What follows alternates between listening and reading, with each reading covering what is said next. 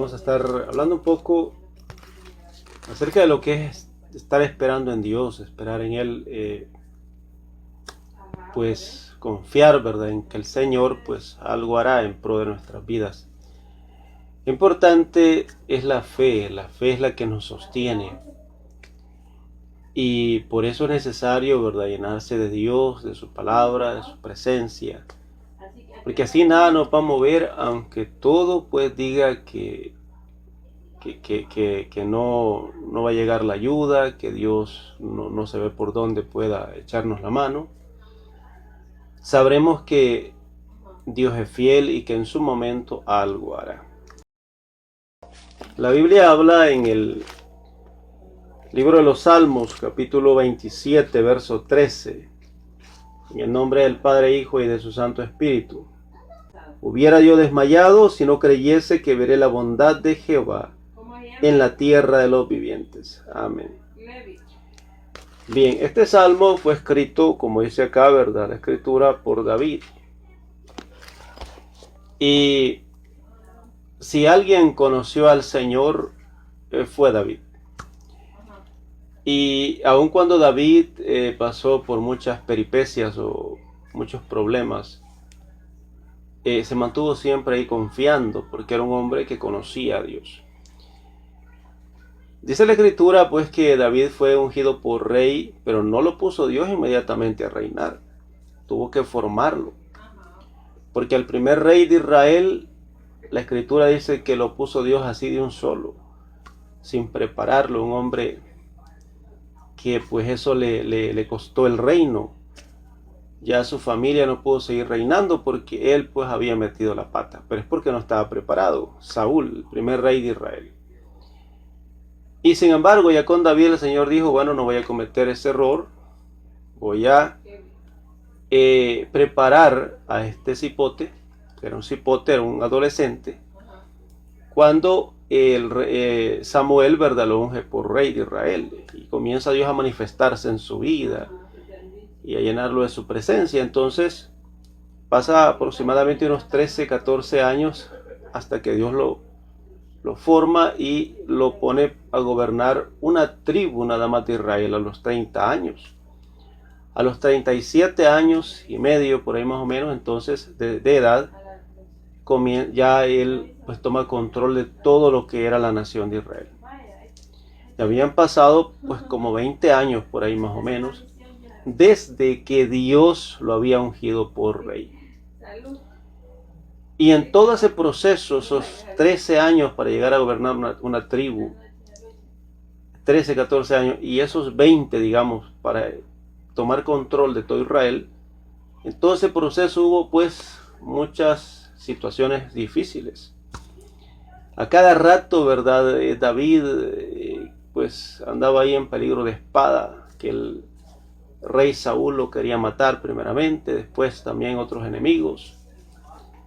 Y era algo, ¿verdad?, constante eso, de que cada rato pues andaba en enemigos persiguiéndolo. Y él tuvo que aprender a confiar en Dios en esos momentos duros y difíciles. Pero Dios le enseña ahí a David en el desierto, donde no había nada, donde había escasez, a esperar en Dios. Y el Señor nos va a enseñar a nosotros, ¿verdad? Vamos a aprender a confiar en Él en los momentos difíciles. ¿Cómo le huimos a los momentos difíciles? ¿A quién le agradan? Yo creo que a nadie. Sin embargo, es ahí donde muchas veces conocemos a Dios, donde vemos su mano, vemos su gloria, los grandes milagros que nosotros podemos leer en la Escritura y escuchar de ellos, ¿verdad?, de las grandes maravillas que Dios hizo. Por lo general fue en momentos duros y difíciles en los que Dios se manifestó, ¿verdad? Dios no abrió el mar rojo porque se le antojó abrirlo, era porque venía Faraón persiguiendo a Israel.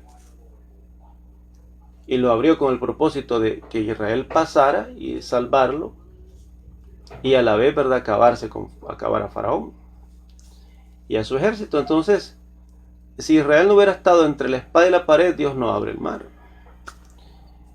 Y el asunto es que el Señor se manifiesta en los momentos difíciles. ¿Cómo le huimos a los momentos difíciles? Pero los momentos difíciles de la vida no hay por qué correrse. La idea no es huir, no es salir corriendo, sino afrontar eso, enfrentar esas cosas, pero con la ayuda de Dios, sabiendo que Dios es fiel. Entonces, ¿cómo yo enfrento las dificultades de la vida? Pues con Dios. Cuando yo, en los momentos más duros y difíciles de la vida, pues voy a Dios y le digo: Señor, aquí está este problema, pues estos problemas, ayúdame. Y vamos a orar, ¿verdad? Esperar en Él.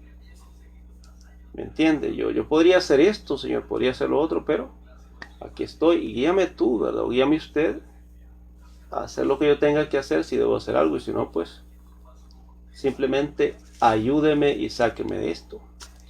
Porque mire, hay un dicho por ahí que dice: no, es que a Dios rogando y con el mazo dando. Pues a veces hay que dar con el mazo, pero a veces no. ¿Quién es el que decide si vamos a dar con el mazo? Es Dios. O si no, lo vamos a hacer. Porque hay gente que anda dando con el mazo, ¿verdad? Como que si fuera Pedro Picapiedra o el Capitán Cavernícola, ¿verdad? Y pues, pero pegando a lo locos, a la aventura, sin resolver nada y complicándolo más todavía, complicando más las cosas. Entonces, de nada sirve dar con el mazo si no sé dónde voy a pegar. Entonces, es Dios el que nos ilumina y nos guía a través de la oración, a veces a través del ayuno también, la obediencia, a que si vamos a hacer algo, accionar en algo, lo hagamos y aquello pues nos valga para que se resuelva el asunto. Y es Dios el que nos va a decir: no hagas nada, que yo te voy a ayudar. Pero qué importante es refugiarnos en Dios y esperar en Él en los momentos duros y difíciles de la vida. Confiar en Él no es fácil, dice acá, ¿verdad? Hubiera yo desmayado, dice, si no creyese que veré la bondad de Jehová en la tierra de los vivientes. O sea, en los momentos difíciles hubiera decaído, pues se hubiera desmoronado si no hubiera esperado en Dios, ¿verdad? Si no hubiera conocido a Dios. Entonces eso es lo que le valió a David, ¿verdad? Y lo sostuvo. Pero es que él conocía a Dios. ¿Y cómo conocemos a Dios, mi amado, mi amado? Cuando oramos, cuando ayunamos, aunque sea de vez en cuando. Es tan necesario, ¿verdad?, que todo cristiano tenga el bautismo del Espíritu Santo. Eso es algo, ¿verdad?, que Dios ha dejado. La Biblia habla de varios bautismos. Y el bautismo de Juan o en agua es el que se hace por lo general en las iglesias, y está bien, un simbolismo de muerte y resurrección. Pero ese bautismo no cambia a nadie. El bautismo que transforma y cambia nuestras vidas es el bautismo espiritual. Juan decía: yo a la verdad le bautizo en agua para arrepentimiento, para perdón de pecados, pero viene tras mí alguien del que yo no soy digno de desatar la correa de su calzado, encorvado, que es más poderoso que mí. Él, dice Juan, os bautizará con Espíritu Santo y fuego. El bautismo de Jesús es ese. San Mateo capítulo 3 y San Lucas capítulo 3 habla de eso.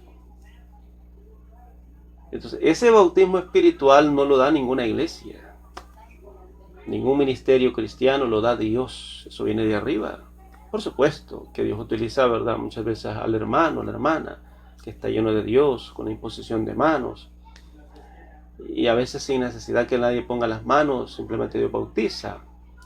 Pero sí utiliza a su iglesia, por supuesto, para hacer su obra, pero eso viene de arriba. Eso no es que alguien me va a decir: toma, ya estuvo. No, es algo que Dios determina si me lo da o no. Entonces el Señor, Dios Todopoderoso, cuando nos bautiza, ¿verdad?, con su Espíritu Santo, entonces nosotros vamos conociendo más a Dios. Entonces nosotros vamos viendo su gloria. Y es imposible, mi amado, que nosotros no confiemos en Dios si estamos viendo su gloria. O sea, cosas sobrenaturales. Los dones sobrenaturales, ¿verdad?, que Dios ha dejado para beneficio, provecho y para bendición de la iglesia, de Dios, y para que la iglesia pues sea en sí bendición al mundo. Esos dones, ¿verdad?, fortalecen. Esos dones, esas manifestaciones espirituales, pues, hablan de un Dios vivo, real, verdadero. Y que es algo, pues, que Dios ha dejado para que el creyente se mantenga ahí fortalecido, valga la redundancia, creyéndole a Dios, pues. Porque es imposible que si nosotros vemos cosas sobrenaturales, no creamos, ¿verdad? Y no es, si nosotros experimentamos cosas sobrenaturales, Dios nos dice: aquí estoy, yo soy real, y mira, pues, vale la pena esperar en mí. Entonces, son esas obras sobrenaturales del Señor, esas manifestaciones, las que fortalecen bastante la fe. Pero esas obras del Espíritu se dan cuando uno está lleno de Dios. Fíjense que hay manifestaciones espirituales, muchas veces, que la gente participa de ellas. Sin embargo, aquel que anda en la carne, pues, duda de todo. Y dice la gente: no, ¿cómo puede ser cierto? Puede ser mentira. Que Dios sanó a un paralítico, pues a saber si de verdad era paralítico. Mira que camina mejor que mí. Quizás ni tenía nada. Pues que Dios no hace nada a medias. La Biblia habla en el capítulo 3, ¿verdad?, de los Hechos, que Dios levantó a un paralítico que todos los días llegaba, dice la Biblia, y se ponía en una de las puertas del templo a pedir limosna. Y le levanta de tal manera el Señor, a través de Pedro y de Juan, que el hombre saltaba después. Saltaba. Después de no poder caminar. ¿Quién podía creer que ese hombre hubiera estado paralítico un día o hace un momento? Pues nadie. Porque esos son los milagros de Dios.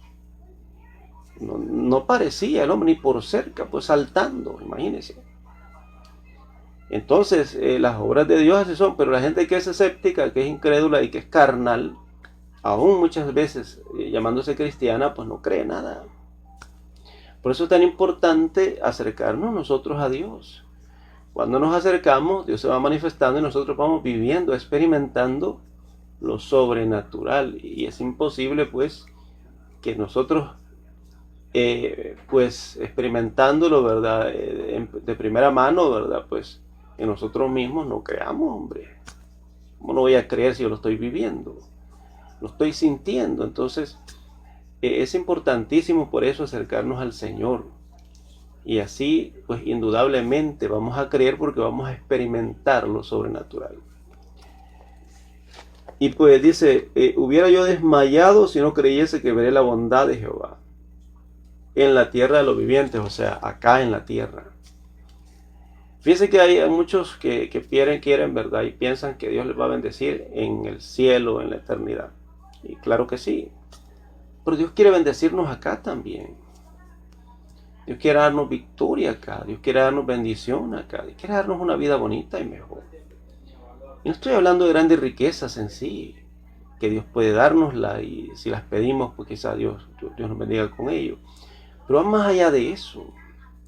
Estoy hablando de una vida exitosa, en el sentido de vivir en paz con Dios, con los demás, y de tener, pues, bienestar, de estar ahí holgado económicamente, de que no le falta nada, ¿verdad? Y es una persona, pues, que tiene una buena reputación, ¿verdad? Y pues una persona que está segura de que si Cristo viene se va con él, o si se muere se va con Dios, ¿verdad? Y tal vez no tiene riquezas, pero sí Dios le ha dado que no le debe nada a nadie, ¿verdad? Y Dios le ha dado bendición por aquí, bendición por allá, ¿verdad? Y es una persona, pues, que come y se sacia, ¿verdad? Y no va coyol quebrado, coyol comido. Entonces, tiene abundancia, tiene cierta prosperidad. Y no hablo de riquezas, como le digo, no necesariamente, pero está bendecido, bendecida, ¿verdad? No está pensando qué voy a comer mañana. Aunque sea hermanos así, ¿verdad? Dios llegará el momento que les va a bendecir, pues, y les va a dar abundancia, pero según pidamos, por supuesto. Pero Dios es fiel, ¿verdad? Y nos va quitando esa ansiedad cuando nosotros lo buscamos. En Lucas capítulo 12, me parece, verso 22 en adelante, dice el Señor, ¿verdad?, que no nos afanemos porque vamos a comer, porque vamos a beber o que vamos a vestir. Que el Señor tiene cuidado de todas esas cosas. Entonces eso, ¿verdad? También lo va dando el Señor, ¿verdad? Que uno no vaya preocupándose por el mañana, que vive el presente. Y por supuesto, ¿verdad? Que sea una persona precavida también. Fíjese que hay quienes que trabajan a jornal, digamos, un salario quincenal o mensual, pero no saben administrar eso. Y a media quincena ya no tienen ni 5. O es dándoles el pago y ya no tienen nada. Entonces hay que también ser sabio, pero esa sabiduría la da Dios para que yo pueda hacer mi presupuesto, ¿verdad? En cuánto voy a gastar, por ejemplo, si viajo, en el transporte o en gasolina, en la comida y pues ver cómo estamos, a ver cómo me sale ese sueldito, ¿verdad? Para llegar pues al final de mes o al final de la quincena y que me alcance, ¿me entiende? Pero hay quienes que despilfarran el dinero así rapidito, ¿verdad? Así que no se los han dado y ya no tienen nada. Se van a comer aquí, a comer allá, se van a vacilar por aquí y por allá, ¿verdad? Como decimos por acá, se van a pasear, pues. Y pues de repente ya no hay nada, no hay ni 5. Entonces eso no es algo que a Dios le agrade también, porque Dios nos da sabiduría.